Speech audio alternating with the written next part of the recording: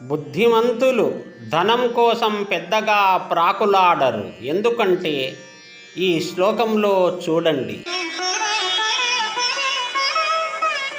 అర్థస్య సాధనే సిద్ధే ఉత్కర్షే రక్షణే వ్యయే.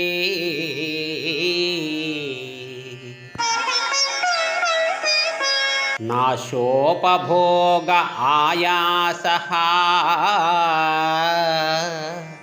త్రాసచ్చింతా భ్రమో నృణా.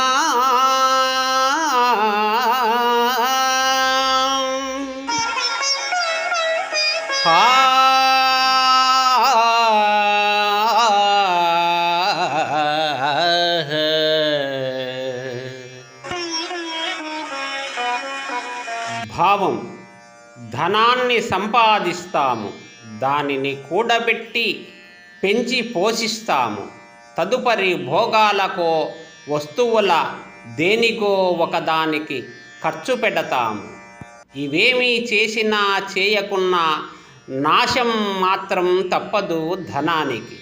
ఏదో ఒక విధంగానైనా ఇలాంటి సన్నివేశములో మనిషి సంపాదించడానికి, ఖర్చు పెట్టడానికి, ఉన్నది కాపాడుకోవడానికి అన్నిటికీ కూడా ప్రయాస పడవలసింది.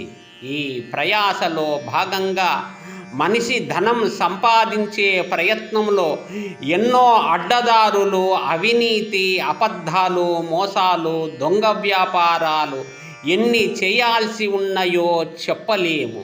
కావున బుద్ధిమంతులు ధనము సంపాదించే విషయములో శ్రద్ధ పెద్దగా పెట్టుకోరు అంటున్నాడు శాస్త్రకారుడు.